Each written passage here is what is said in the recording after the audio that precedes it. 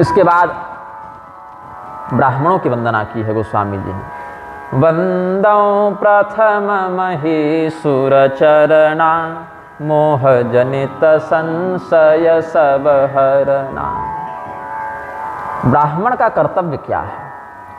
ब्राह्मण के 3 स्तर होते हैं।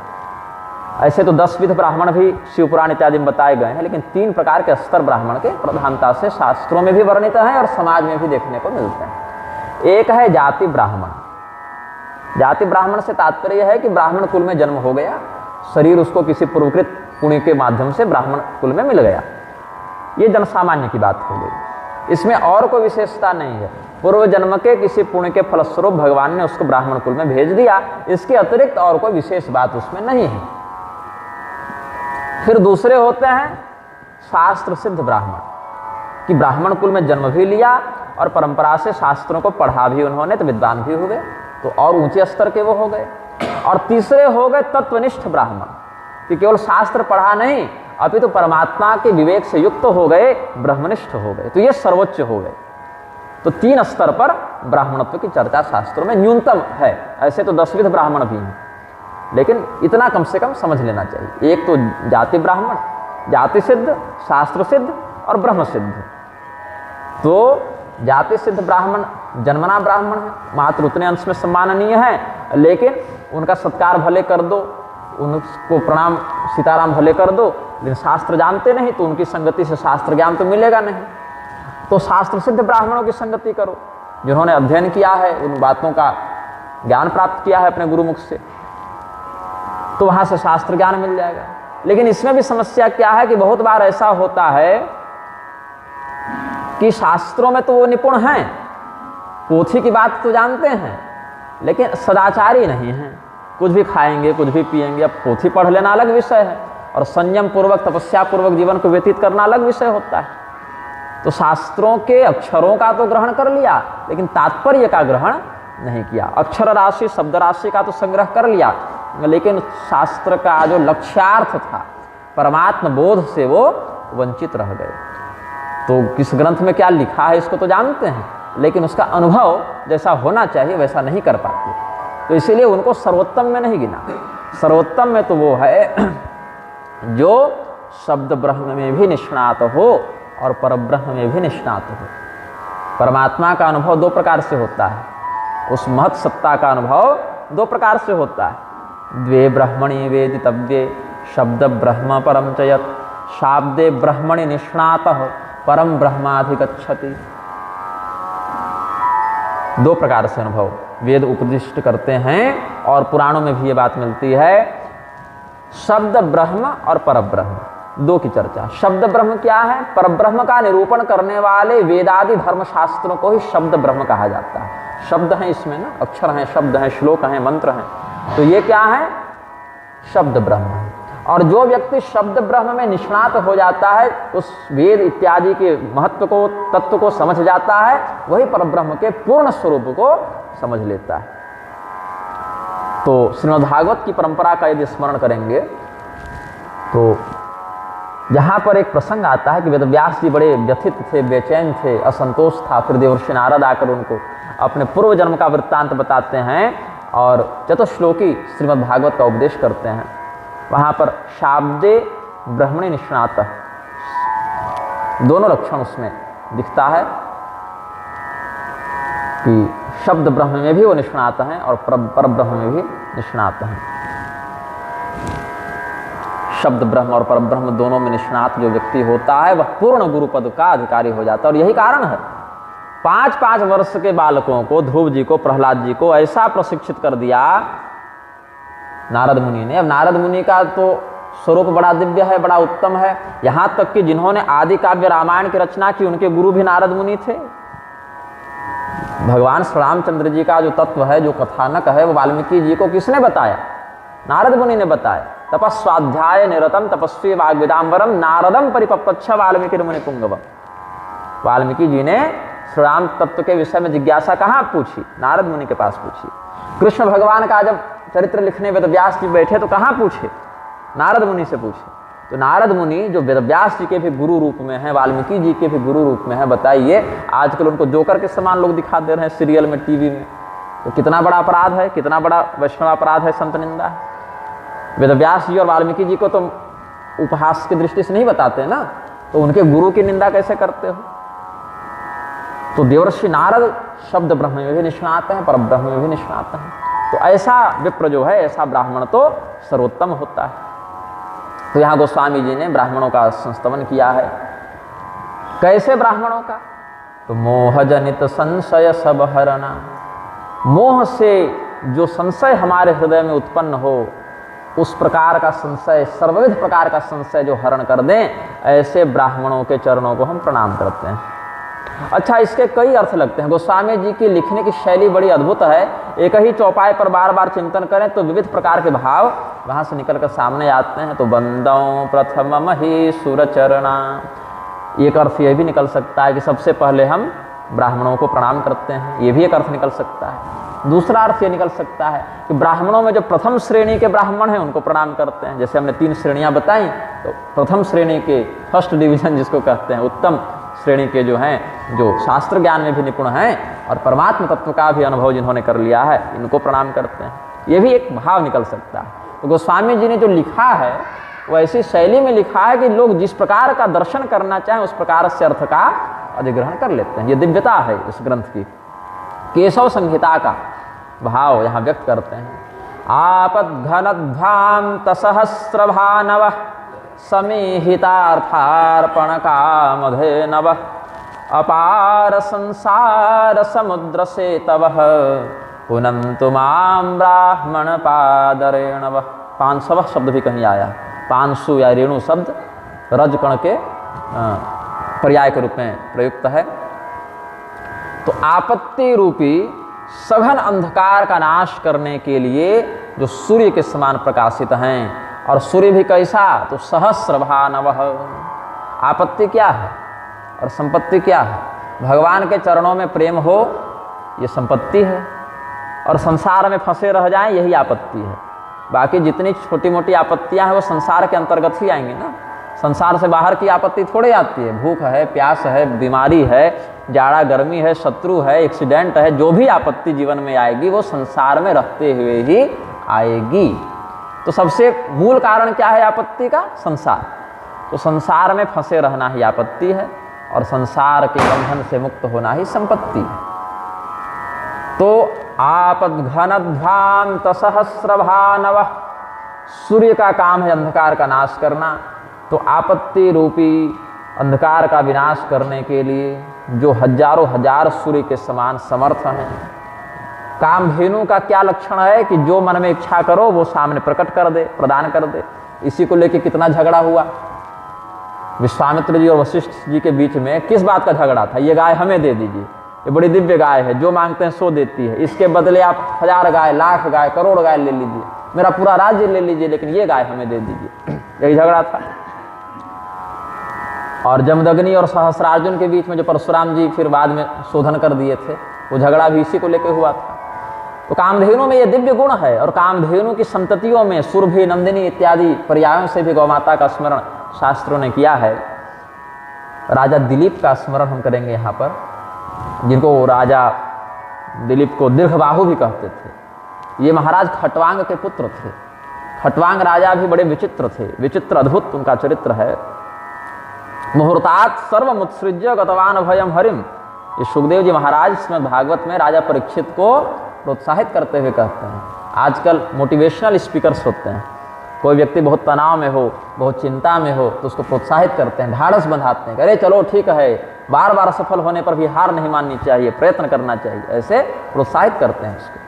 तो राजा परीक्षित जब बड़े चिंता में थे कि हमारी आयु 7 ही दिन बची है, 7 दिन के बाद हम मर जाएंगे, तक्षक नाग काट लेगा तो हमारा पतन हो जाएगा, तो बड़ी चिंता में थे। तो उनको ढाढ़स बंधाने के लिए, प्रोत्साहित करने के लिए सुखदेव जी महाराज ने कहा है कि तुम 7 दिन तुम्हारे पास है भाई, भगवान तो जिस पर कृपा करें वो 48 मिनट में, 1 मुहूर्त में भी भगवान को प्राप्त कर गए। तो परीक्षित जी ने पूछा कौन? उन्होंने कहा सूर्यवंश में उत्पन्न महाराज खटवांग।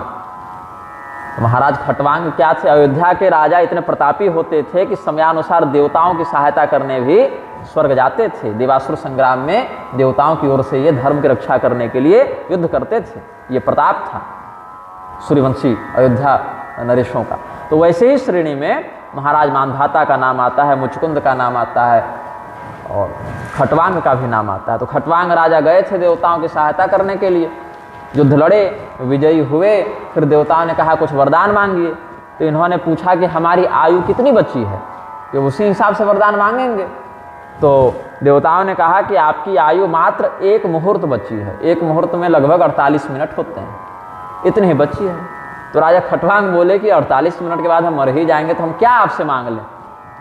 अब धरती के राजा थे ही, अयोध्या के चक्रवर्ती राजा थे, तो पृथ्वी का सारा सुख तो हम जानते ही हैं, और स्वर्ग में भी आप लोगों के साथ रहे तो स्वर्ग का सुख भी अब देख ही चुके हैं। तो हमको न धरती जाना है और न स्वर्ग में रहना है, हमको तो मोक्ष दे दो। देवता बोले मोक्ष देने का अधिकार तो भगवान का है, वो तो हमारे विभाग में आता नहीं, तो सामर्थ्य हमारा नहीं। बोले ठीक है, तो हमको अकेला छोड़ दो, हमको बस भगवान का चिंतन करने दो।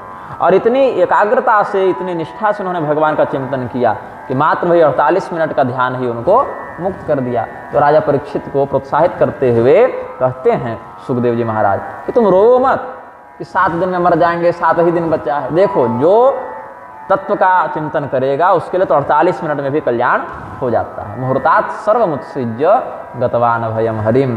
देखिए 10 घंटे तक रात्रि हो तो सूर्योदय होने पर 10 घंटा नहीं लगता है अंधकार के निवारण में। वो तो जिस क्षण सूर्य का प्रकाश हुआ उसी क्षण अंधकार चला गया। वैसे ही बहुत जन्म जन्मांतर का भी अज्ञान हो तो उतना समय नहीं लगता उसके शोधन में। जिस क्षण वो ब्रह्म ज्ञान की चिंगारी निकली हृदय में, जिस क्षण गुरु कृपा हुई, उसी क्षण वह जीव मुक्त है, ऐसा समझना चाहिए। क्षिप्रम भवति धर्मात्मा शाश्वत शांतिम निगच्छति कौन्तेय प्रतिजानी ही नमे भक्ता प्रणश्यति, ऐसा भगवान ने उद्घोष किया है श्रीमद् भगवद गीता में। तो वही राजा खटवांग का हमने स्मरण कर लिया, प्रसंगवश उधर ध्यान चला गया। उनके पुत्र थे महाराज दीर्घबाहु, जिनको दिलीप राजा भी कहते हैं। निसंतान थे, अपने गुरु जी के पास गए, वशिष्ठ जी के पास गए, गुरुदेव कुछ मार्गदर्शन दीजिए। तो गुरु जी ने कहा कि मेरे आश्रम में ये नंदिनी गाय है, इसको ले जाओ, इसकी सेवा करो। तो कैसी सेवा? बिल्कुल वैसी सेवा हो जैसे तुम अपने शरीर के सुख दुख का ध्यान रखते हो, वैसे इसके सुख दुख का ध्यान रखना। तो राजा दिलीप ने मंत्रिमंडल की बैठक बुलाई और मंत्रियों को कहा कि गुरु जी के अनुशासन से हम जंगल जा रहे हैं, गौ की सेवा करेंगे, तो जब तक हम लौट कर ना आवे तब तक आप लोग राज्य का विभाग बढ़िया से चलाइएगा। तो उस समय जो है मंत्री से लेके, नौकर से लेके राजा तक जितने भी लोग हैं सब अपने अपने कर्तव्य का यथोचित पालन करते थे। अब आजकल होता तो क्या षड्यंत्र करते मंत्री लोग कि राजा तो जंगल जा ही रहा है और निसंतान है ही, तो इसका राज्य हड़प लो। लेकिन नहीं, किसका क्या कर्तव्य है, क्या अधिकार है, इसमें सारे लोग बिल्कुल तत्परता से निष्ठा रखते थे। और नहीं तो राज्य हड़पने की दुर्बुद्धि हो तो अपने पिता उग्रसेन को जेल में डाल के तो कंस राजा बन ही गया था। दुर्बुद्धि वाला व्यक्ति तो अपने पिता पर भी विश्वासघात कर सकता है। तो मंत्रियों ने कहा ठीक है महाराज, हम लोग बिल्कुल तत्परता से राज्य के संचालन में नियुक्त रहेंगे, आप निश्चिंत होकर जाइए। तो महाराज दिलीप चले गए नंदिनी गाय को लेके और 1 वर्ष तक लगभग उन्होंने प्रतीक्षा की अपने अभिष्ट के पूर्ण होने की। नंदिनी गाय जब बैठती तो ये बैठते, जब वो सोती तब ये सोते, जब वो चलती तब ये चलते, जब वो घास खाते तब ये भी कुछ फल मूल खा लेते, जब वो पानी पीती तब ये पानी पीते। मतलब बिल्कुल छायावत शरीर और छाया का जो संबंध है वैसे ही गौ माता और राजा दिलीप का हो गया। तो वो भी कोई सामान्य गाय तो थी नहीं, वो तो दिव्य गौ है और गुरु वशिष्ठ ने दिया था। तो एक दिन क्या हुआ, हिमालय, अयोध्या से उत्तर की ओर हिमालय है, तो हिमालय के कुछ क्षेत्रों में, गहन क्षेत्रों में नंदिनी गाय चली गई थी। और राजा दिलीप पता नहीं कैसे नींद लग गई, झपकी लग गई इनको, शरीर थक गया था तो थोड़ी झपकी लग गई, सोना चाहते नहीं थे, शरीर थोड़ा निढाल हो गया। अचानक से इनके कानों में गाय के रम्भाने का स्वर आया। गाय बहुत चिल्ला रही है जोर से, तो हड़बड़ा के उठे, धनुष बाण तो रखते ही थे। सामान्य क्षत्रिय के लिए भी शस्त्र धारण करना शास्त्र का निर्देश है, वो तो राजा थे, कर्तव्यनिष्ठ राजा थे। तो वो दौड़ते हुए उस ध्वनि का अनुसरण करते हुए गए तो क्या देखते हैं, एक गुफा है और गुफा के बाहर गौ माता पड़ी हुई है और सिंह उनको खाने के लिए तैयार है। बिल्कुल ठीक समय पर पहुंचे, गाय मरी नहीं थी, ठीक सिंह ने अपना प्रहार किया ही था। सिंह को देख के चिल्लाई थी और जब तक राजा गए तब तक सिंह झपट्टा मार चुका था, बस प्रहार नहीं किया था, बस अपने नियंत्रण में रखा था।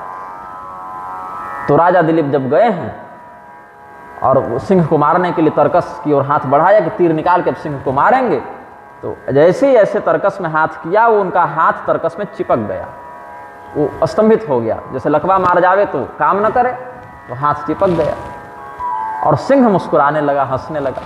कहो राजन, हमारा वध करोगे? अरे तुमसे तो तीर नहीं निकल रहा। मनुष्य के वाणी में बोला। तो राजा दिलीप समझ गए ये कोई सामान्य सिंह नहीं है, ये तो कोई दिव्य प्रतीत होता है। तो पूछे आप कौन है बताइए। तो अवे हिमाम किंकरम अष्टमूर्ते, परिचय दिया है सिंह ने कि मुझे तुम भगवान शिव का सेवक जानो, हम भगवान शिव के सेवक हैं। बोले प्रभु आपको हम प्रणाम करते हैं, लेकिन ये तो हमारे गुरु जी की गाय है, इसको छोड़ दीजिए आप, हमारे गुरु जी ने बड़े विश्वास के साथ सौंपा है, तो बहुत दिक्कत हो जाएगी।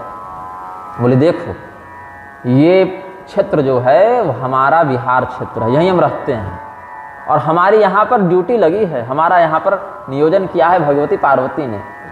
ये सब देवदार के पेड़ देख रहे हो, ये भगवती पार्वती का बगीचा है। और यहाँ से हाथी गुजरते थे तो उनके शरीर में जब खुजली होती थी तो देवदार के वृक्ष से अपने शरीर को रगड़ते थे, तो छाल निकल जाती थी, तो वृक्ष सूखने लग जाते थे। तो हमारी मैया पार्वती जी ने कहा मुझे कि तुम यहाँ पर उन हाथियों से इस बगीचे की सुरक्षा करना, तो हम यहीं रहते हैं और हम तो तुम्हारे राज्य में जाकर नहीं शिकार कर रहे हैं। अब कोई हमारी गुफा के पास आएगा तो हम तो खाएंगे उसको, ये तो हमारा स्वभाव है, तो हमारी भी गलती नहीं है। तो राजा दिलीप ने कहा कि कुछ ऐसी चर्चा हुई, फिर निर्णय ये लिया गया कि देखिए ये गाय जो है वो गुरु जी की गाय है और आप इसको खा तो नहीं सकते हैं। रही बात भूख की, तो हम आपका भी अधिकार नहीं हनन करेंगे, आप इस गाय को छोड़ दीजिए और हमें खा लीजिए। ये राजा दिलीप ने बलिदान दिया है। वहीं लेट गए, वैसे हाथ चिपका हुआ था, लेट गए कि आप हमको खा लीजिए और नेत्र बंद कर लिए। तो कुछ समय के बाद उनके कानों में एक स्वर सुनाई पड़ा कि उठो पुत्र, हम तुम पर प्रसन्न हैं। तो नेत्र खोले तो देखे कि वहाँ नंदिनी गाय है और सिंह है नहीं। तो पूछे मैया वो सिंह कहाँ गया? बोले वो सिंह था नहीं कोई, तो हमने ही तुम्हारी परीक्षा लेने के लिए माया रची थी, ये सारी माया वो गाय की रची हुई थी। तो राजा दिलीप फिर प्रसन्न हुए, बोले जाओ क्या चाहते हो मांगो। बोले मैया एक योग्य पुत्र चाहिए जो हमारे वंश की कीर्ति को बड़ा आगे बढ़ाए। तब रघु तुम्हारे पुत्र के रूप में होंगे, ऐसा आशीर्वाद दिया। और वहीं से रघुकुल ये नाम परिवर्तित हो गया। उससे पहले सूर्यवंश, इक्ष्वाकु वंश ये सब कहते थे, काकुस्थ वंश ये सब कहते थे, लेकिन रघुवंश, रघुकुल वही नाम पड़ा। राजा दिलीप के पुत्र के रूप में रघु का जन्म हुआ।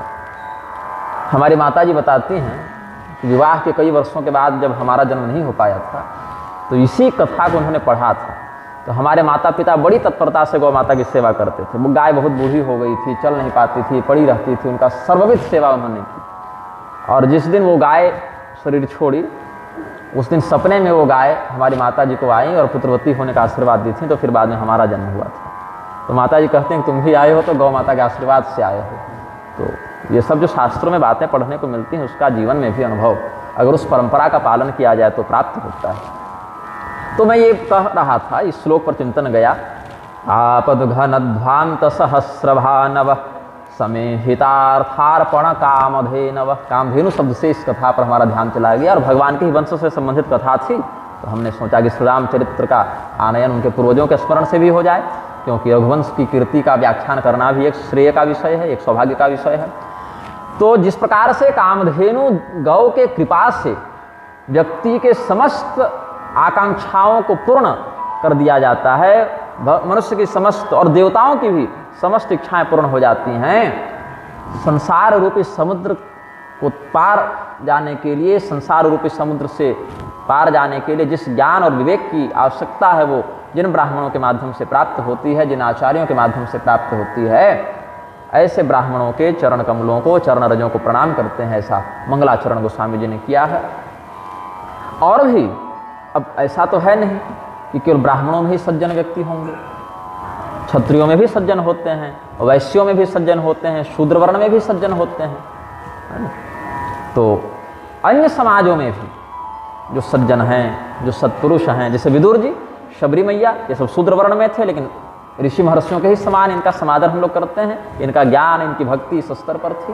क्षत्रियों में धर्मराज युधिष्ठिर हैं, राजा नल हैं, भीष्म पितामह हैं, इन सब का ज्ञान भक्ति ये सब का जो स्तर है उसके कारण सम्मान है। वैश्यों में तुलाधार वैश्य हैं, शूद्रों में पैजवन शूद्र हैं, और भी निषादों में व्याधों में धर्मव्याध इत्यादि हैं। तो अलग अलग समाजों में भी जातियों में भी बहुत से ज्ञानी भक्त संत ये सब सज्जन हुए हैं। तो उनका भी एक बार समवेत करके सबको एक तंत्र से ही अभिवादन किया है गोस्वामी जी ने। सुजन समाज सकल गुण खानी, करो प्रणाम सप्रेम सुबानी। और भी संसार में ब्राह्मणातिरिक्त वर्ण में जो भी सज्जन हैं, साधु हैं, महात्मा हैं, जो भगवान के भक्त हैं, उनको भी बहुत प्रेम से बहुत विनम्रता से हम अभिवादन करते हैं, उनको नमस्कार करते हैं। अगस्त रामायण का भाव यहाँ गोस्वामी जी वर्णित करते हैं। नमामि सज्जनान सर्वान समस्त गुण संयुतान। जितने भी सत्पुरुष हैं, जितने भी सज्जन हैं, जो समस्त सद्गुणों से युक्त हैं, प्रेमणा परेण भारत्या वरया लोक पूजितान। परेण भारत्या, भारती कहते हैं वाणी को, शब्द को, सरस्वती को, वाणी को, अलग अलग तत्वों में तात्पर्यों में भारती शब्द का प्रयोग विद्वान जन करते हैं। तो बहुत प्रेम से और बहुत विनम्रता से उत्तम कोटि के वाणी का आश्रय लेकर हम समस्त लोक पूजित सज्जनों को, संतों को वंदित समझकर प्रणाम करते हैं। साधु चरित शुभ सरिस कपासु, निरस विशद गुणमय फल जासु। सो सहि दुख पर छिद्र दुरावा, वंदनीय जेहि जग फल पावा। कपास का फल खाने में बहुत मीठा नहीं लगता, मधुर नहीं लगता। कोई व्यक्ति कपास की खेती खाने के लिए करता भी नहीं है। कपास के फल का परिणाम क्या होता है, या उसके उद्भव के रूप में जो हमें प्राप्त होता है, वो जब फटता है तो अंदर से कुछ पुष्प विकसित होते हैं। पर छोटा सा फल जैसा लगेगा, फिर थोड़ा सा बड़ा होगा तो फटेगा, पुष्प के समान आकृति को धारण करेगा, फिर थोड़ा और बड़ा होगा तो रुई का आकार धारण करेगा। और उस रुई का परिणाम क्या होता है, उस रुई को बुनकर लोग विधिवत वस्त्र बना लेते हैं, या कोई रुई का दीपक इत्यादि में बत्ती के रूप में प्रयोग कर लेते हैं। तात्पर्य यह है कि हम सभी लोगों के शील की रक्षा करने में कपास का बड़ा योगदान है। अंधकार को दूर करके प्रकाश प्रदान करने में कपास का बड़ा योगदान है। तो अन्य कोई गुण हो चाहे न हो, लेकिन इस प्रकार से लोकोपकारी गुण के कारण कपास की खेती लोग करते हैं, उसका संरक्षण करते हैं।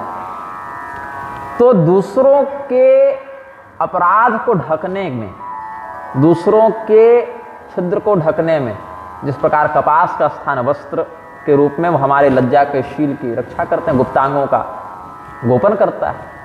तो नीरसाण्यपि शोभन्ते कार्पासस्य फलानि च। भगवान वशिष्ठ अपनी परंपरा के रामायण में ये उपदेश करते हैं। अगस्त मुनि की परंपरा में तो सुजन समाज सकल गुण खाने बता चुके, और वशिष्ठ मुनि अपनी परंपरा में जो रामचरित व्याख्यान करते हैं उसमें ये बात कहते हैं, जिसको गोस्वामी जी यहाँ वर्णित कर रहे हैं कि सज्जनों का लक्षण क्या है कि दूसरा कोई व्यक्ति अपराधी भी हो तो उसके अपराध को छिपा लेते हैं, शोधित कर देते हैं।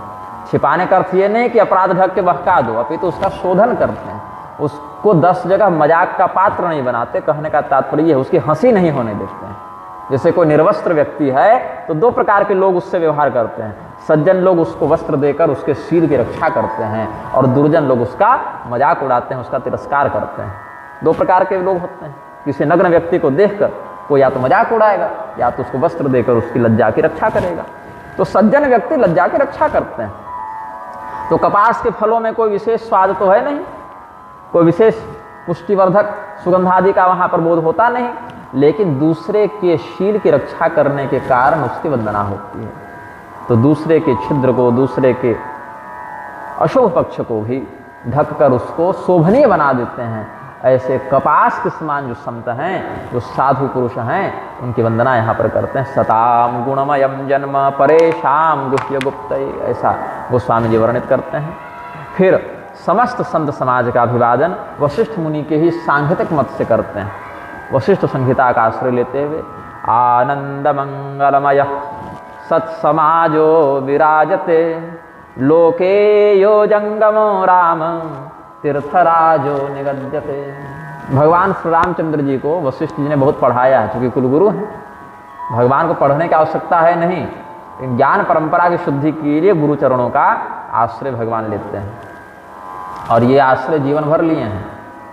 बचपन में जब गुरुकुल गए, गुरुगृह पढ़ने गए रघुराई, तब तो लिया उन्होंने, 2 महीने तक रहे गुरुकुल में। 64 दिनों में 64 विद्याएं भगवान पढ़ लेते हैं। एक सुबह गुरु जी के मुख से विद्या की शुद्धि कर लिए, शाम को परीक्षा दे लिए, निपुण हो गए। तो एक दिन में एक विषय भगवान का तैयार है, वो भी एक मर्यादा रक्षा करने के लिए। आवश्यकता नहीं है, सर्वज्ञ परमात्मा तो ज्ञान का प्रवाह प्रसारित करते हैं, ज्ञान रूपी ही पर ब्रह्म है, लेकिन संसार में लोक मर्यादा की रक्षा करने के लिए ऐसा आदर्श प्रस्तुत करते हैं। कृष्ण भगवान भी सांदीपनी जी के यहाँ 64 दिनों में 64 विद्याओं को, 64 कलाओं को प्राप्त किए हैं। तो भगवान श्री रामचंद्र जी जब वापस लौटे, रावण वध इत्यादि करके, लंका विजय करके जब भगवान वापस आए हैं, राज्याभिषेक हुआ है भगवान का, समस्त दिशाओं में मंगल समाचार व्याप्त हुआ, फिर समयानुसार अपने गुरु वशिष्ठ जी के पास सत्संग की अभिलाषा से बैठकर उन्होंने योग वासिष्ठ महारामायण के प्रारूप में तत्व ज्ञान की चर्चा की है, वहाँ से ज्ञान प्राप्त किया है। और वही गुरु वशिष्ठ और भगवान श्री रामचंद्र जी का जो योग वासिष्ठ रामायण में संवाद है, जिसको बाद में वाल्मीकि जी ने लिपिबद्ध किया, वो आज भी भगवत परायण जनों के लिए, मुमुक्षु जनों के लिए, ब्रह्मात्मक के बोध के लिए बहुत बड़ा एक साधन हो जाता है। बहुत गूढ़ विषय है योग वासिष्ठ। अब हमारी महत्वाकांक्षा तो है कि कभी किसी स्थान पर उस पर भी कोई व्याख्यान हो, इच्छा तो होती है, लेकिन न कभी कहने का समय मिले तो कोई सुनने वाला न मिले, तो कभी और कुछ प्रबंध न बने। लेकिन यहाँ कम से कम श्री रामचरितमानस के माध्यम से अलग अलग धर्मशास्त्रों का जो विषयगत सार है, जो गोस्वामी जी लिख गए हैं, उस पर कुछ सत्संग प्रस्तुत करने का अवसर मिल रहा है। तो भगवान श्री रामचंद्र जी को उपदेश देते हुए गुरु वशिष्ठ बताते हैं कि हे श्री राम जी, संत समाज क्या है, वो प्रयागराज के समान है। अलग अलग क्षेत्रों से बहकर आ रही त्रिवेणी वहाँ पर एकत्र हो जा रही है, और वहाँ पर एक ही स्थान पर गंगा यमुना सरस्वती का अनुभव हो जा रहा है, जिसमें कालक्रम से अब कलयुग के लिए तो सरस्वती लुप्त हो गई। दिव्य संतों को, ऋषियों को तो उनका दर्शन सदैव होता है, लेकिन कलयुग में जब अधर्म बढ़े और धर्म घटे, तो जितने तीर्थ हैं, जितने देवता हैं, जितने मंदिर हैं, वो सब अपना अपना तात्विक प्रभाव छोड़कर विलुप्त हो जाते हैं। जैसे भगवान श्री कृष्णचंद्र जब गए तो वृंदावन के तीर्थ लुप्त हो गए थे। बाद में उद्धव जी ने, शांडिल्य मुनि ने अलग अलग तीर्थों को प्रकाशित करवाया, वज्रनाभ के माध्यम से मंदिर बनवाए, तो वो सब तीर्थ जागृत हुए, फिर बाद में लुप्त हो गए। तो कभी चैतन्य महाप्रभु के रूप में संत जन आ जाते हैं, कभी हरिवंश महाप्रभु जी के रूप में आ जाते हैं, कभी वल्लभाचार्य जी के रूप में आ जाते हैं, कभी हरिदास स्वामी जी के रूप में आ जाते हैं, अलग अलग संतों के स्वरूप में आकर। जैसे गोस्वामी जी के समय भी चित्रकूट के बहुत से तीर्थ लुप्त थे, कुंड लुप्त थे, तो गोस्वामी जी वहाँ जाते थे, अनुभव करते थे, फिर बताते थे कि यहाँ पर भगवान ने ये लीला की थी। दर्शन होता था उनको ना, वो दिव्य दृष्टि से वो अनुभव हो जाता था। हनुमान जी भी बहुत कृपा करके बहुत से तीर्थों के विषय में बता देते थे कि यहाँ पर भगवान की ये लीला है। तो गोस्वामी जी ने बहुत से स्थानों पर हनुमान जी के मंदिर भी बनाए थे। अब कथित विकास के नाम पर सरकारें उन दिव्य मंदिरों को तोड़ती जाती है, तो कष्ट होता है बड़ा, तो कुछ मुखर होकर और कुछ मौन स्थिति में विरोध करते हैं। लेकिन शास्त्रीय परंपरा की संरक्षण विधि में आचार्यों को सदैव मुखर होकर अग्रसर होना चाहिए, ऐसा हमारा भाव है। तो वशिष्ठ जी कहते हैं, आनंद मंगलमय सत्समाजो विराजते, लोके यो जंगमो राम तीर्थराजो निगद्यते। तीर्थराज प्रयाग के समान संतों के समाज को बताया है, लेकिन एक भेद बताया। भेद क्या है? प्रयागराज का जो भौतिक अस्तित्व है वो स्थावर अस्तित्व है। मतलब यदि आपको प्रयागराज का लाभ लेना है तो आपको वहाँ जाना पड़ेगा, वो आपके पास नहीं आएगा। उस तीर्थ में स्वयं आपको परिश्रम पूर्वक जाना पड़ेगा। लेकिन समस्त प्रकार के मंगलों को प्रदान करने वाला यह जो संत समाज है, ये संत समाज जो है वह चलता फिरता तीर्थ है, जंगम तीर्थ है, जंगम प्रयाग है। मतलब हो सकता है कि विभीषण जी के समान आप घर में सोए हुए हों और राम राम कह के उठे और सामने हनुमान जी के रूप में कोई संत मिल जाए। सुंदरकांड में प्रसंग होता है, तो ऐसा भी हो सकता है। तो जंगम तीर्थ और स्थावर तीर्थ, नह्यम मयानि तीर्थानि, ये सब जो वचन है भागवत में कि केवल नदियों में बहता हुआ जल ही तीर्थ नहीं होता है, और केवल मंदिरों में पत्थर के रूप में जहाँ प्राण प्रतिष्ठा करके भगवान की अर्चना हो रही, केवल वही देवता नहीं है। अपितु उन देवता के तत्व को हृदय में धारण करने वाले संत भी चलते फिरते तीर्थ होते हैं। ते पुरन तिरुकाले न, ये सब वो सब तीर्थ तो जाने पर परिश्रम से कल्याण करते हैं, लेकिन संत गण तो अतिशीघ्र जंगम भाव से भी कल्याण कर देते हैं। ये सब मार्कंडेय मुनि के साथ जब सत्संग हुआ है महादेव जी का, भागवत महापुराण के 12वें स्कंध में, तो वहाँ ये सब चर्चाएं हुई हैं।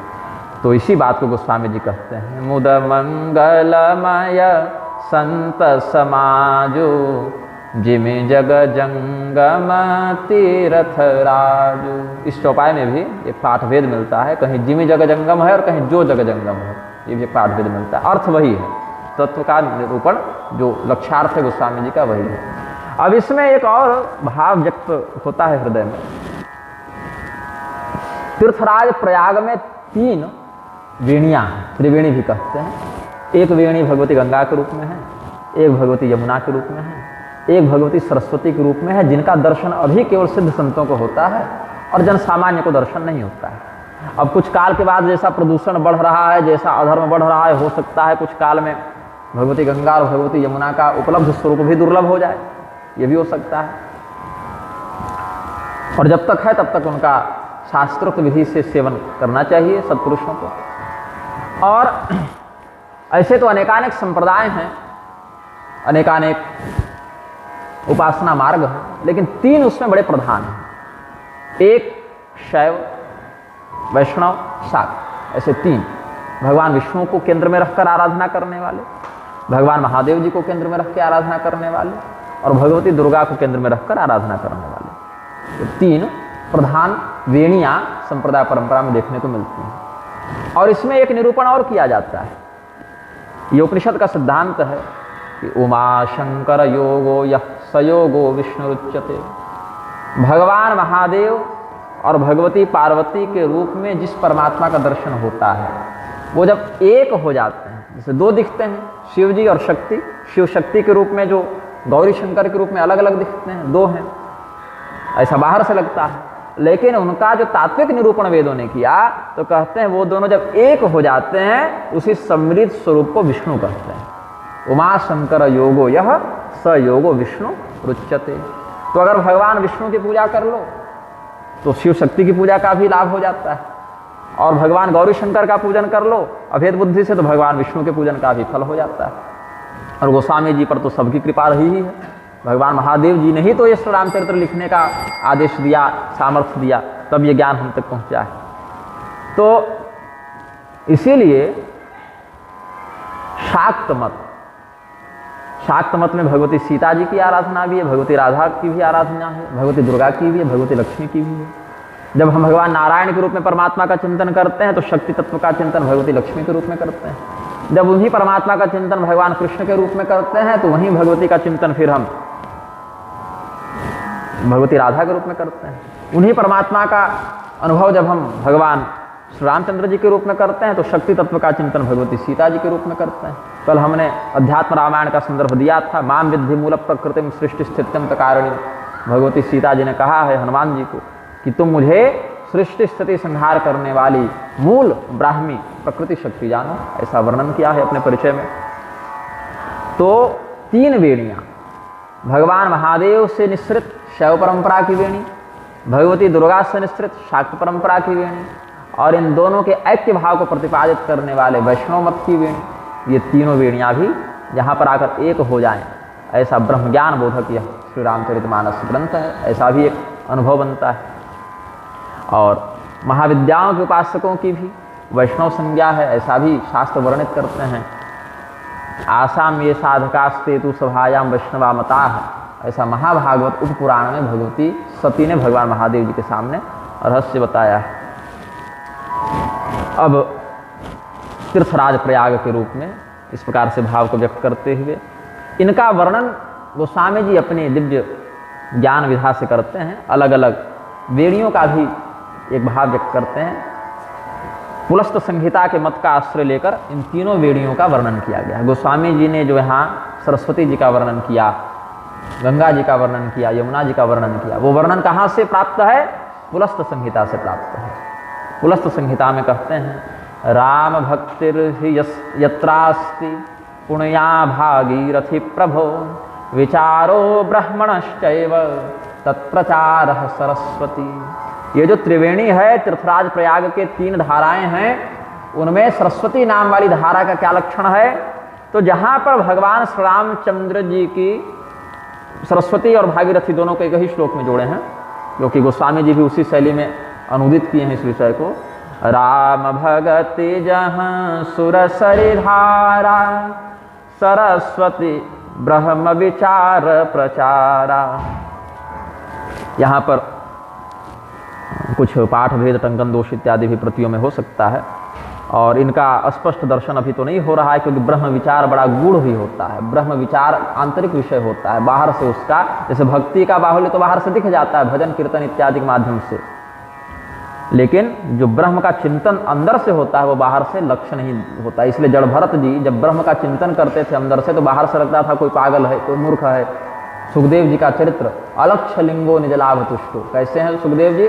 बाहर से उनका तत्व निरूपित नहीं हो पाता है, अंदर से परब्रह्मनिष्ठ महात्मा हैं, अवधूत हैं, परमहंस हैं, और बाहर से लगता है कि जो जड़ हैं, मूर्ख हैं, बहरे हैं, पागल हैं। ऐसा भी महात्माओं का लक्षण देखने को मिलता है।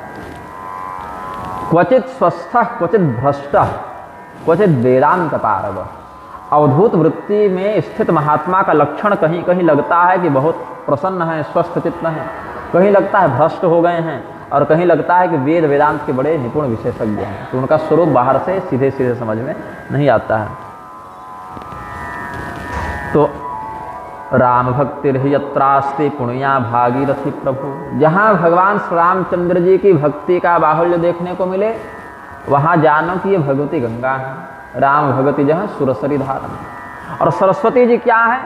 परमात्मा का जहाँ तात्विक निर्गुण निष्कल निर्मल स्वरूप चिंतित हो, वो भगवती सरस्वती हैं। और भगवती यमुना कौन है? तो विधि निषेधमय कलिमल हरणी, कर्म कथा रवि नंदनी बरनी। भगवती रवि नंदिनी, भगवान सूर्य की पुत्री हैं यमुना। सूर्य देव का नाम है कलिंद, इसीलिए सूर्य पुत्री यमुना को कालिंदी भी कहते हैं। श्री कृष्णावतार में ये भगवान श्री कृष्ण की 8 प्रधान पटरानियों में 4थे नंबर की पटरानी है भगवती कालिंदी। तो भगवान श्री रामचंद्र जी के भक्ति को गंगा जी का स्वरूप बता दिया, और जो आंतरिक तात्विक ब्रह्मचिंतन है उनको सरस्वती का रूप बता दिया। अब इसमें एक बहुत सुंदर और तात्विक मर्म है जिस पर ध्यान देना बड़ा आवश्यक है। आजकल इस बात पर ध्यान लोग नहीं देते। भक्ति के नाम पर उत्पात अधिक हो रहा है। आजकल देखेंगे, जिस पर मलुक पीठ वाले स्वामी राजेंद्र दास जी ने भी बड़ा सुंदर वक्तव्य दिया था। ठाकुर जी को, गोपाल जी को क्या करेंगे? होटलों में घुमाते रहेंगे, एक डलिया रख लेंगे और कुछ फूल डाल लेंगे और उस पर लड्डू गोपाल जी को विराजमान कर लेंगे, और जहीं तहीं घुमाते फिरेंगे कि हम तो अपने भगवान के बिना रह नहीं सकते। ये गलत है। अपने स्तर से हमने भी विरोध किया था, और स्वामी राजेंद्र दास देवाचार्य जी ने भी विरोध किया था अपने व्याख्यान में। तो ऐसा नहीं होना चाहिए। भगवान के आप भक्त हैं, सौभाग्य का विषय है, लेकिन भक्ति को अभिव्यक्त करने का भी एक मार्ग भगवान ने निश्चित किया है। अन्यथा उत्पाता योपकल्पते, ये भी कहा। ऐसी भक्ति जो मनमौजी हो जाए वो तो उत्पात को जन्म देती है। भगवान ने क्या आदेश दिया है? श्रुति स्मृति ममैवाज्ञे यस्त उल्लंघ्य वर्तते, आज्ञा भंगी मम द्वेषी मद्भक्तोऽपि न वैष्णवः।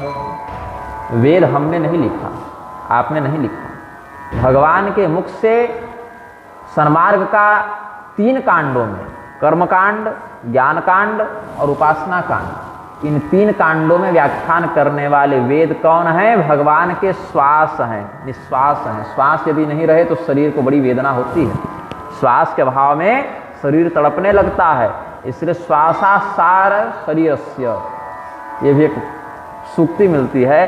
शरीर का सार तो श्वास है। जल और अन्न के बिना कुछ समय रह जाएंगे, लेकिन श्वास के बिना बहुत देर रहना संभव नहीं है।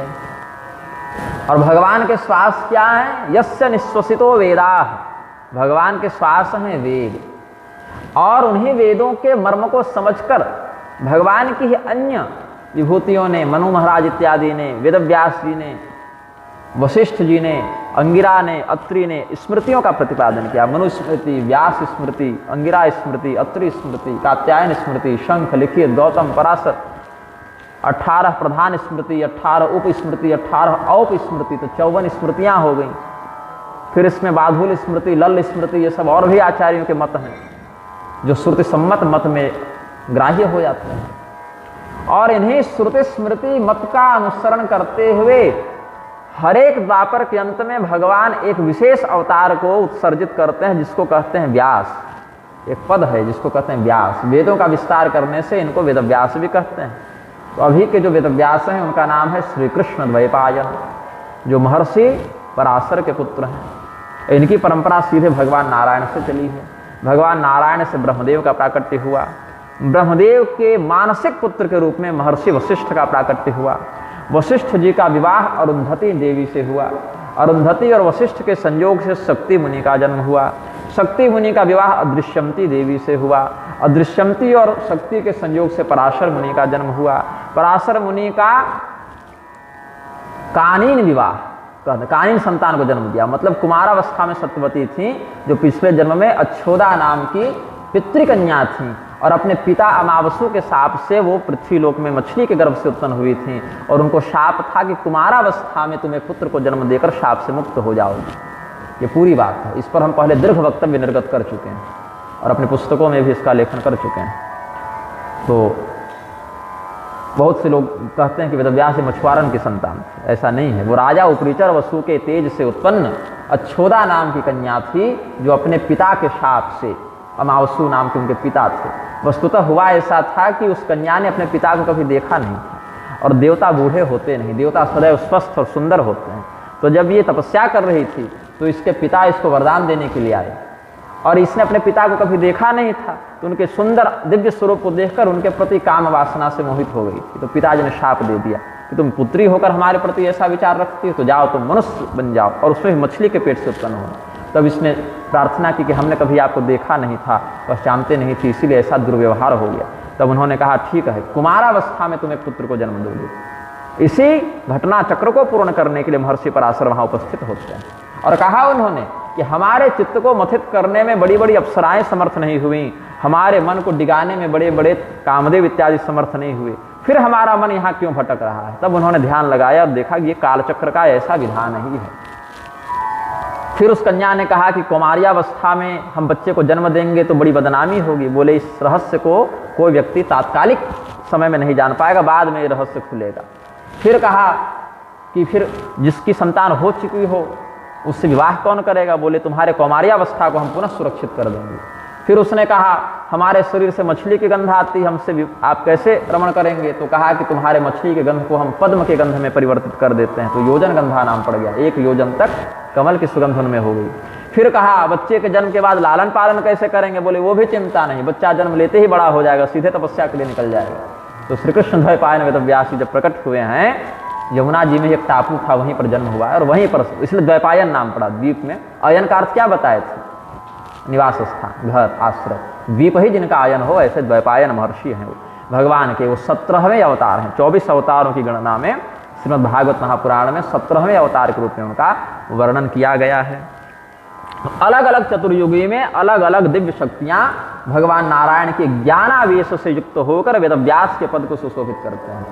और एक बार इस पद पर बैठते हैं तो कब तक के लिए बैठते हैं? बोले 1 चतुर्युगी के लिए बैठते हैं। और मनुष्यों की काल गणना के अनुसार 43,20,000 वर्षों के लिए एक वेदव्यास होते हैं। अगले वेदव्यास कौन होंगे? अश्वत्थामा का नाम सुने होंगे। द्रोणाचार्य के पुत्र अश्वत्थामा, जो भगवान शिव के अवतार हैं, वो अगले वेदव्यास होंगे। और अभी के वेदव्यासी का क्या होगा? ये तो वेदव्यास के पद से सेवानिवृत्त हो गए, रिटायर हो गए। तो अगले मनवंतर में सप्तर्षि मंडल में चले जाएंगे। तो इस प्रकार से अलग, क्योंकि कल्पांत की आयु है ना इनकी, ये सब चिरंजीवी में आते हैं, इसीलिए। तो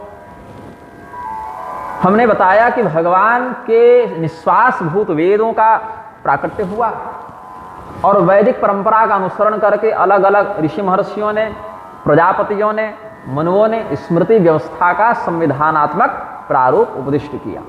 तो स्मृतियों का भी निर्माण हो गया और उसी श्रुति स्मृति परंपरा को विस्तारित करके 5 लक्षण, 10 लक्षण, सर्ग, प्रतिसर्ग, वंश, मनवंतर, वंशानुचरित, ये 5 लक्षण होते हैं पुराणों में। और 10 लक्षण सर्ग, विसर्ग, स्थान, पोषण, ऊति, मनवंतर, ईशानुकथा, निरोध, मुक्ति और आश्रय, ये 10 पुराणों के लक्षण होते हैं। भागवत में ये 10 लक्षण वर्णित हैं। वैसे ही 5 लक्षणात्मक और 10 लक्षणात्मक पुराणों का विस्तार किसने किया? वेदव्यास जी ने किया। और उनकी शिष्य प्रशिष्य परंपरा के माध्यम से अविच्छिन्न गुरु परंपरा का आश्रय लेकर यह ज्ञान हम सब तक पहुंचा, अपनी अपनी संप्रदाय परंपरा में। तो ये है क्या? ये शब्द ब्रह्म का पूरा कलेवर हुआ।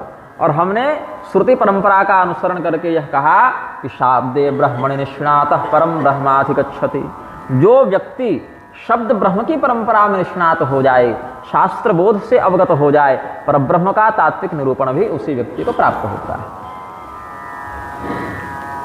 तो शास्त्रों में एक प्रकरण है विधि निषेध प्रकरण। अब आजकल जो लोग कहते हैं कि केवल भक्ति करो, भजन करो, ये सब तो पोथी की बातें हैं, लिखा पढ़ी की बातें हैं, इस पर ध्यान मत दो, ठाकुर जी को जैसे मन घुमाओ, बिरयानी खिलाओ, तो इनके लिए कुंभी पाक नरक में अलग कड़ाही रखी जाती है, वहाँ तेल खौल रहा है। भगवान ने अगर भक्ति का महात्म्य बताया तो भक्ति का विधान भी बताया। और श्रीमद् भागवत की कथा का यदि आप चिंतन करेंगे तो वृंदावन में जहाँ पर भगवती बैठी हुई हैं, भक्ति भगवती, यद्यपि मूल भागवत का अंश नहीं है, ये तो पद्म पुराणगत महात्म्य है। तो भक्ति क्या कहती है कि वृंदावन जैसे इदम स्थानम परित्यज्य विदेशम गम्यते मया, कि यदि हमारे दोनों पुत्र ज्ञान और वैराग्य पुष्ट नहीं होंगे तो हम अब छोड़ के चले जाएंगे कहीं, वृंदावन भी छोड़ना पड़े तो छोड़ दें, लेकिन ज्ञान और वैराग्य पुष्ट हो जाए, क्योंकि पुत्र हैं ये। भक्त्या ज्ञानम प्रजायते। ज्ञान कैसे होता है? जिस व्यक्ति के हृदय में भक्ति हो उसी व्यक्ति के हृदय में भगवान ज्ञान देते हैं। और भक्ति कैसे हो? तो जिसका हृदय निर्मल हो वहीं भक्ति का वास होता है। अशुद्ध चित्त में भगवान की भक्ति नहीं टिकती, उसके लिए हृदय की निर्मलता प्रधान अर्हता में आता है। तो निर्मल कैसे होगा? कर्तव्य कर्मों को भगवत परायण होकर करने से हृदय निर्मल होता है। भगवान उपदेश करते हैं कि जिस भी व्यक्ति का जो कर्तव्य शास्त्र निश्चित करते हैं, चाहे वर्णगत कर्तव्य हो, आश्रमगत कर्तव्य हो या लिंगगत कर्तव्य हो, 10 विभागों में यह समाज व्यवस्थित है। ब्राह्मण, क्षत्रिय, वैश्य, शूद्र, ये 4 वर्ण हो गए। ब्रह्मचारी, गृहस्थी, वानप्रस्थी, सन्यासी, ये 4 आश्रम हो गए। और इनके मध्य स्त्री और पुरुष, ये 2 लिंग हो गए। तो इस प्रकार से 4 आश्रम, 4 वर्ण और 2 लिंग, इसमें 10 विध समाज व्यवस्थित है। और इसमें प्रत्येक व्यक्ति के लिए शास्त्रों ने कर्तव्यों का निश्चय किया हुआ है। इसमें अगर किसी व्यक्ति को अपना कर्तव्य यह लगता है कि गलत है या थोड़ा अशुद्ध लग रहा है तो भी उसका परित्याग न करे। सहजं कर्म कौन्तेय सदोषम अपि न त्यजेत्। दोषयुक्त प्रतीत होने पर भी, जैसे निषाद का कर्तव्य है व्याध वृत्ति से आजीविका चलाना, मछुआरे का कर्तव्य है मत्स्यापहरण से अपनी आजीविका चलाना, वहां उसके लिए वह कर्म दोषकारक नहीं है। दूध बेचना क्या है? धर्म है कि अधर्म है? ये धर्म और अधर्म सीधे सीधे नहीं पता चलेगा। यहाँ देखना पड़ेगा कि दूध बेचने का काम कर कौन रहा है। तो यदि ब्राह्मण दूध बेचे, दूध का व्यापार करे तो अधर्म है, और ग्वाला करे तो धर्म है ना। अधर्म पंचधा भाति, 5 प्रकार से अधर्म भी दिखता है। विधर्म, परधर्म, आभास, उपमा, छल, ये सब अधर्म के पंचशाखीय प्रारूप भी शास्त्रों में वर्णित है। तो सीधे सीधे किसी काम को कह के नहीं कह सकते तो धर्म है कि अधर्म है। अपनी पत्नी से संतान उत्पन्न करना धर्म है, और पड़ोसन से व्यभिचार है, अधर्म है, जार संतान हो जाएगी, दंडनीय है। तो गर्भाधान रूपी कृत्य धर्म है कि अधर्म है? विधिपूर्वक अधिकृत भार्या में गर्भाधान करना धर्म है, अविधिपूर्वक अनधिकृत तत्व में गर्भाधान करना अधर्म है। बाकी प्रक्रिया तो वही है। उसी प्रकार से शास्त्रों ने विधि और निषेध बताए, और प्रत्येक व्यक्ति के कर्तव्य का निश्चय करके जो विधि निषेध का व्याख्यान शास्त्र करते हैं उसमें निष्ठा रखते हुए ही वह व्यक्ति परम कल्याण को प्राप्त करता है। यहाँ तक कहते हैं भगवान, स्वकर्मणा तमभ्यर्च्य सिद्धिम विन्दति मानवः। उस परमात्मा की संसिद्धि कैसे होती है? स्वकर्मनिष्ठ व्यक्ति अपने कर्म के माध्यम से ही परमात्मा का सानिध्य प्राप्त कर लेता है। संत रैदास थे, उनकी जो चमड़ा धोने वाली जो कठौती थी, उस कठौती से ही उनको परमात्मा की संसिद्धि हो गई, क्योंकि कर्तव्यनिष्ठ व्यक्ति थे। तो तुलसीदास जी के राम नाम जप में जो प्रभाव है, वो गंगा तट पर बैठकर संध्या गायत्री करके और जो भगवान का चिंतन कर रहे हैं उससे भी वही परिणाम मिला। जो चमड़ा धोते हुए रैदास ने भगवान का चिंतन कर लिया, वहाँ उनको वही फल मिला। सदन कसाई को भी वही परमात्मा मिले और नरसिंह मेहता को भी वही परमात्मा मिले। अपने अपने कर्तव्य का पालन करने वाले हर व्यक्ति पर भगवान ने कृपा की है। और अगर कदाचित कोई व्यक्ति कर्तव्य विमुख होने चले तब क्या करते हैं भगवान? अर्जुन जा रहे थे ना, गांडीव धनुष फेंक करके हम चले, भीख मांग कर खाएंगे, श्रेयो भोक्तुम भैक्षमपि लोके। भगवान ने कहा नहीं, भीख मांगने का काम तो सुदामा जी कर ही रहे हैं। ये ब्राह्मण का काम है भिक्षाटन करके अपरिग्रह पूर्वक जीवन यापन करना, ये क्षत्रिय का काम थोड़ी है। क्षत्रिय का काम है सुखिनः क्षत्रियाः पार्थ लभन्ते युद्धमिदृशम्। बहुत भाग्यशाली क्षत्रिय को ऐसे धर्म युद्ध में धर्म की रक्षा के लिए शस्त्र उठाने का सौभाग्य मिलता है। तुम्हारा काम ये है।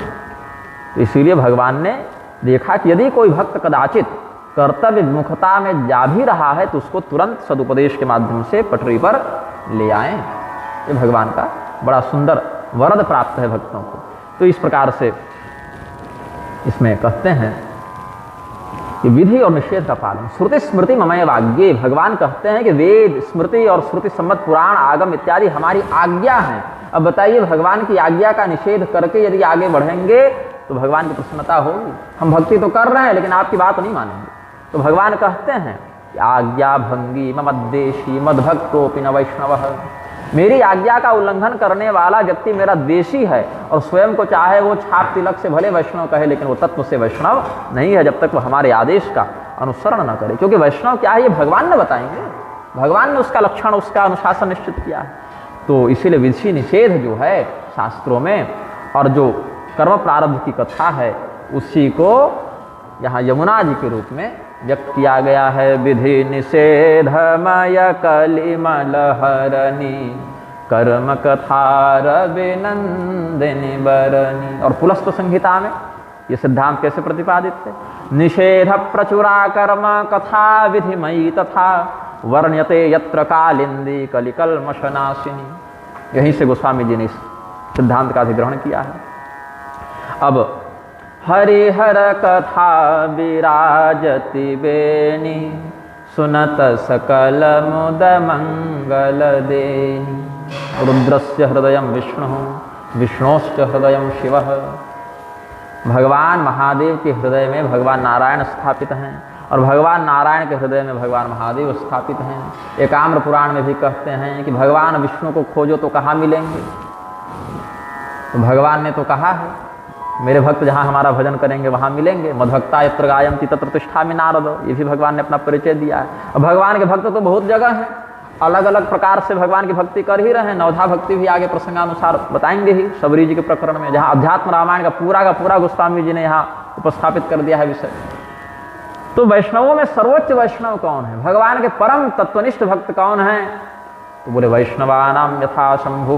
भगवान महादेव जी परम वैष्णव हैं, उनसे बड़ा विष्णु भक्त कोई नहीं, उनसे बड़ा श्री राम तत्व का मर्मज्ञ कोई नहीं। भगवान महादेव ही परम वैष्णव हैं और भगवान नारायण ही परम शैव हैं। शिव तत्व का भी जो अनुभव भगवान नारायण कर दें तो दूसरा नहीं कर सकता। किंवा हम तो समझते हैं कि जब भगवान शिव अपने भक्त पर बहुत प्रसन्न हो जाते हैं, बिल्कुल निछावर कर दें, लुटा दें सब कुछ इस पर, ऐसा अनुग्रह करते हैं, तब उसको विष्णु तत्व का उपदेश कर देते हैं, उसको राम नाम का उपदेश कर देते हैं। और भगवान नारायण किसी पर अत्यंत प्रसन्न हो जाए, हृदय से उसके प्रति प्रेम भगवान कर बैठे, तो उसको शिव तत्व का रहस्य प्रदान कर देते हैं। ऐसा हमारा आचार्य अनुग्रह से चिंतन है।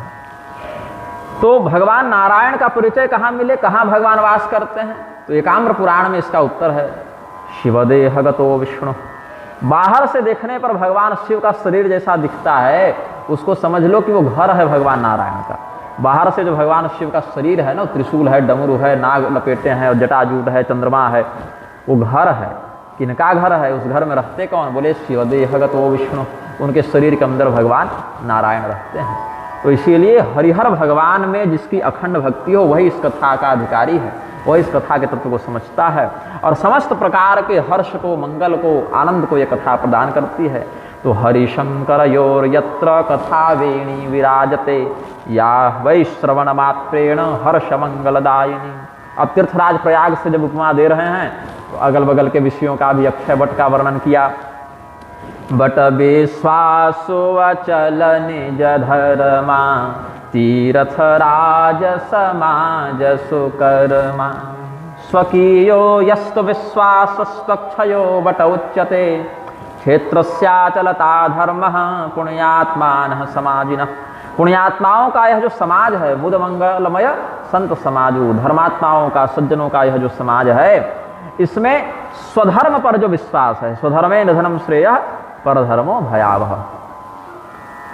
अपना जो वर्ण धर्म है, आश्रम धर्म है, कुल धर्म है, संप्रदाय का जो आचार सिद्धांत है, अलग अलग संप्रदाय में आराधना में कुछ भेद होता है, उसका वैशिष्ट्य है वह, तो ये सब में विश्वास, अचल विश्वास, अक्षय विश्वास, जो कभी क्षय नहीं हो, कमजोर न पड़े, घटे नहीं, वही अक्षय वट के रूप में यहाँ पर लक्षित किया गया है।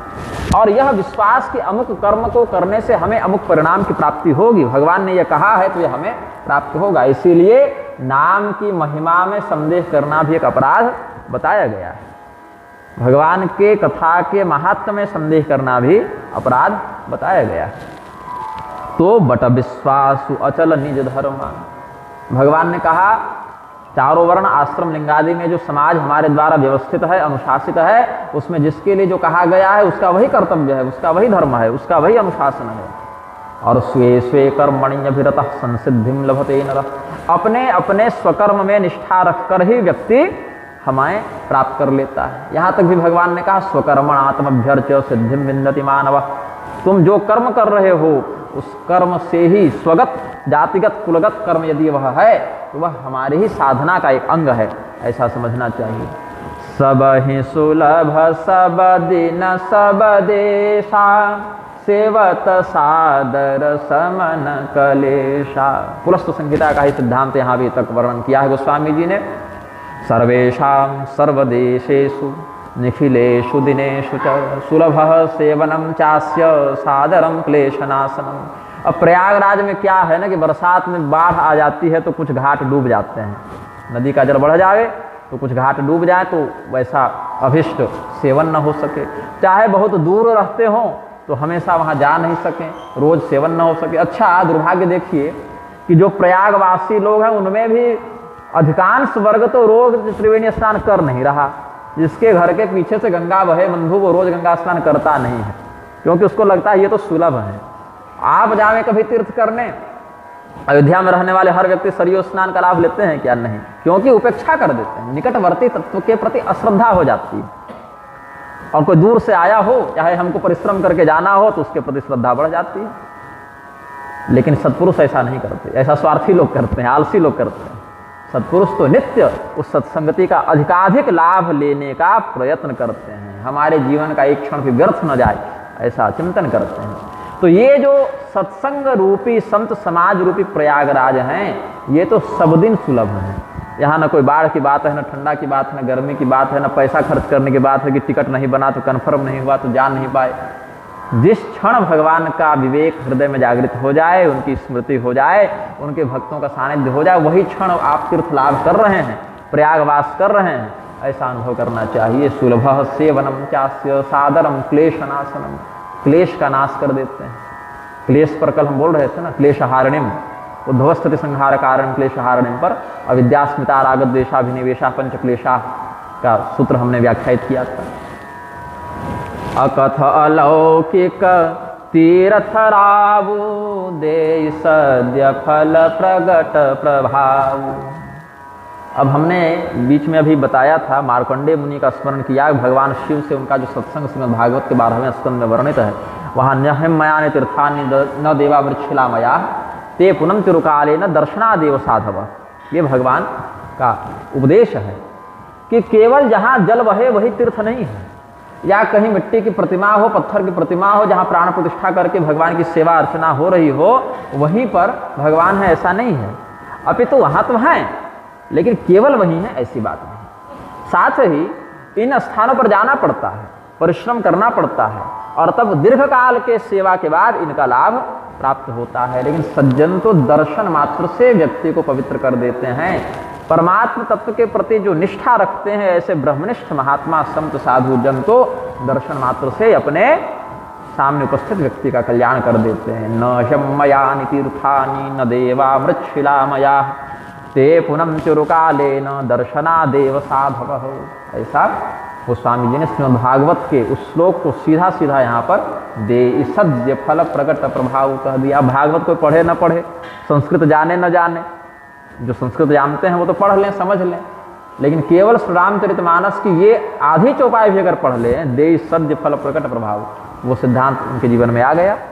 ये प्रतिज्ञा जो गोस्वामी जी की है कि नाना पुराण निगमागम सम्मतम यद रामायणे निगदितम क्वचिदन्यतोपि, ये प्रतिज्ञा एक एक अक्षर में श्री रामचरितमानस में आलोकित होती प्रतीत होती है। पुनः पुलस्त संहिता का एक भाव यहाँ पर दोहा के रूप में व्यक्त करके इस कथा को पूर्ण करेंगे। सुनहि समुझहि जन मुदित मन, सुनि समुझहि जन मुदित मन, मज्जहि अति अनुराग, लहहि चारि फल अछत तनु, साधु समाज प्रयाग। सुनि समुझहि जन मुदित मन। अब ये महात्म्य जब पता चल जाए तो आकर्षण होता है, श्रद्धा विश्वास का उदय होता है कि इतना दुर्लभ विषय है, सेवनीय तत्व है, श्रद्धेय तत्व है। तो जो सज्जन हैं, जो हृदय से भगवान के प्रति प्रेम का भाव रखना चाहते हैं, वो इस प्रयाग का कभी परित्याग नहीं करते, सत्संगति का कभी परित्याग नहीं करते, सदैव इसका सेवन करते हैं, इसमें स्नान करते हैं, इसके तट पर जप करते हैं, तर्पण करते हैं, भगवान का भजन करते हैं और चारों प्रकार के फल को प्राप्त करते हैं। ये नहीं केवल मोक्ष, अपितु धर्म, अर्थ और काम, इन पुरुषार्थों को भी प्राप्त करते हैं। अब कलयुग में क्या है, अर्थ और काम तो बच जाता है, लेकिन धर्म और मोक्ष चला जाता है। इधर से भी गायब हो गए, उधर से भी गायब हो गए, बीच के केवल अर्थ और काम बच गए। तो जो धर्म विरुद्ध अर्थ होता है वो 15 प्रकार के अनर्थ को जन्म देता है। ये भी भागवत में सिद्धांत प्रतिपादित किया गया। काम है, क्रोध है, ईर्ष्या है, लोभ है, द्वेष है, मात्सर्य है, अहंकार है, शोषण है, बहुत तरीके के अनर्थों को जन्म देता है। बहुत पैसा होना भी चिंता का विषय बन जाता है, इतना कैसे बचाएं, कहीं सरकार की नज़र न पड़ जाए, कहीं चोरों की नज़र न पड़ जाए। तो अधिक धन होना भी व्यक्ति को सुखी नहीं बनाता। तो भगवान ने बताया है कि अर्थ में भी यदि असंतुलन हो जाए तो वह 15 प्रकार के अनर्थ को जन्म देता है, और काम, इच्छा, ये सब भी धर्म विरुद्ध हो जाए तो व्यक्ति को तुरंत नरक भेज देता है। 3 प्रकार के नरक के जो द्वार हैं, काम, क्रोध और लोभ। त्रिविधम नरकस्येदं द्वारम नाशनमात्मनः, काम क्रोधस्तथा लोभस्तस्मादेतत्त्रयं त्यजेत्। काम, क्रोध और लोभ, ये तीनों नरक जाने के एकदम फाटक खुले हुए हैं। गीता के 16वें अध्याय में भगवान ये उपदेश करते हैं। और यह भी कि काम और क्रोध के वशीभूत होकर अच्छे अच्छे विवेकी जन भी अपना विवेक खो बैठते हैं और अनुचित कार्यों में संलिप्त देखे जाते हैं, चाहे उस कार्य को करने की इच्छा हो या ना हो। कई बार ऐसा होता है कि कोई गलत काम करने की इच्छा नहीं है मन में, लेकिन इतना क्रोध आ गया कि वो काम कर बैठे, बाद में भले पछता रहे हैं, लेकिन ऐसा एक आवेश उस समय हो जाता है। तो काम एष क्रोध एष रजो गुण समुद्भव, महाशनो महापाप्मा विद्ये नमिह वैरणम। सबसे बड़ा शत्रु लक्षण क्या है, इसका पेट कभी नहीं भरता और ये क्रूर से क्रूर काम भी कर बैठता है। तो लक्षण कैसे दिखा, तो काम और क्रोध के रूप में, कि कामनाओं को पूर्ण करने के बाद भी कभी कामनाएं समाप्त नहीं होती, क्योंकि पेट नहीं भर रहा है, और खाएंगे और लेंगे और लेंगे और लेंगे, अलग अलग विविध प्रकार के इंद्रियों से युक्त इच्छाएं जो है आती हैं। और क्रोध में आने पर व्यक्ति क्रूर से क्रूर और घृणित से घृणित कार्य भी कर बैठता है। अनिच्छन्नपि, ये नहीं कि संकल्प पूर्वक, इच्छा पूर्वक, प्रतिज्ञा पूर्वक कर रहा है, न चाहते हुए पर भी कर बैठता है। तो इसीलिए काम और क्रोध को और साथ में लोभ को भी जोड़ दिया जाए तो ये नरक के 3 द्वार हो गए, ये पतन के सर्वाधिक प्रशस्त मार्ग हैं, इनसे बचना चाहिए। तो कहने को हम कह देते हैं और सुनने को आप सुन लेते हैं। अब अभ्यास में भगवान की जैसी कृपा जब होती है तो उसका ध्यान रहता है, नहीं तो काम क्रोध से देवता नहीं छूटे तो हम लोग क्या छूटें। हम लोग की हाल तो वही है सज्जनों की, दरवी सुपर समयथा। हम लोग चम्मच हैं, तो चम्मच तो खीर वाले पात्र में भी जा सकती है, लेकिन खीर की मिठास ग्रहण नहीं करती, और चम्मच सब्जी में भी जाती है लेकिन सब्जी के रस को ग्रहण नहीं करती, और वही दाल में भी जाए लेकिन दाल के रस को ग्रहण नहीं करती। उसी प्रकार से पढ़ते सब हैं, सुनते सब हैं, लेकिन माया में फंसे हैं, संसार में फंसे हैं, अलग अलग प्रकार के विषय वासनाओं से चित्त आक्रांत होता है। फिर इन शास्त्रीय वाक्यों का चिंतन करके अधिकाधिक संयम का प्रयास करते हैं। तो 2 प्रकार के लोग बंधन में हैं, एक जिनको पता ही नहीं है कि हम बंधन में हैं, और दूसरा जिसको पता है हम बंधन में हैं।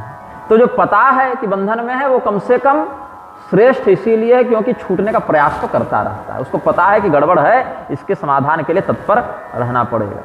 अब जिसको पता ही नहीं है कि हम जेल में फंसे हुए हैं, किसी व्यक्ति को बेहोश करके जेल में डाल दीजिए, उसको पता ही नहीं बंधन में है, तो कभी नहीं छूट पाएगा।